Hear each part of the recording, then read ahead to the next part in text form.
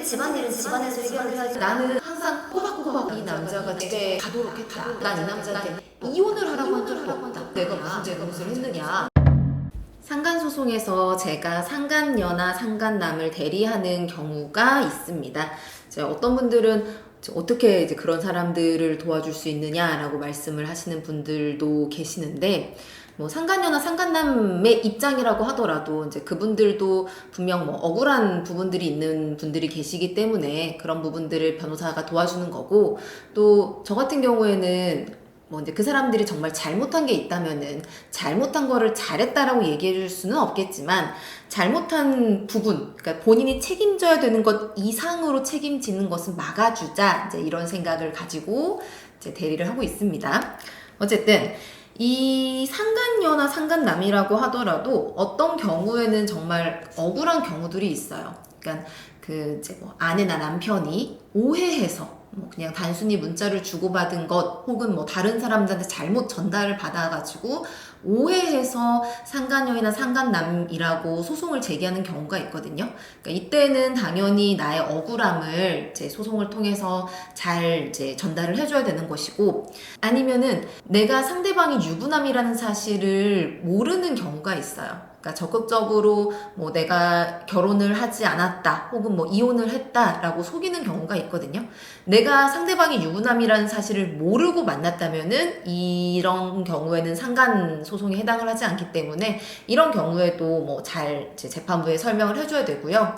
물론 가장 많은 이제 수는 보통은 이제 알았던 경우가 많이 있죠. 이제 불륜 사실에 대해서 알고 있었고, 이제 본인의 잘못도 인정을 하는데, 지금 원고 쪽에서 청구하고 있는 금액이 너무 크니까 이 금액을 좀 적절하게 감액을 원한다라는 경우가 가장 많고요.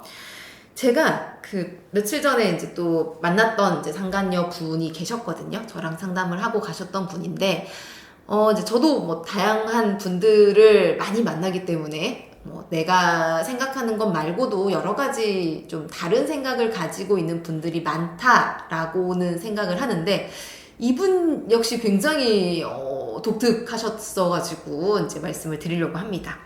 그러니까 이분은 아내분이 이제 남편이 바람핀 사실을 알고 이 상간녀한테 먼저 연락을 했었대요. 연락을 해서 이제 내 남편 만나지 말아줘라 라고 얘기를 했는데, 이제 이분은 그 아내한테 당신들 집안일은 집안에서 해결을 해야지 왜 대체 나한테 연락을 하느냐 라고 도리어 좀 화를 내셨다고 해요.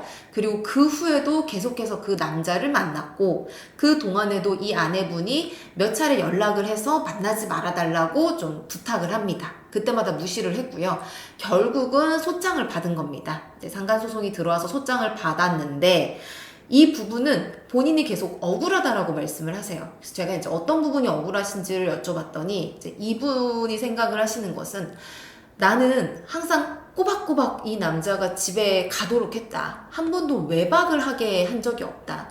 그리고 난 이 남자한테 이혼을 하라고 한 적도 없다. 근데 내가 무슨 잘못을 했느냐? 두 사람이 지금 잘 살고 있는 거 아니냐? 라고 말씀을 하시더라고요. 그래서 제가 이제 뭐 또 이렇게 생각을 하시는 분들도 계시는구나 라고 생각을 했던 분이셨고요.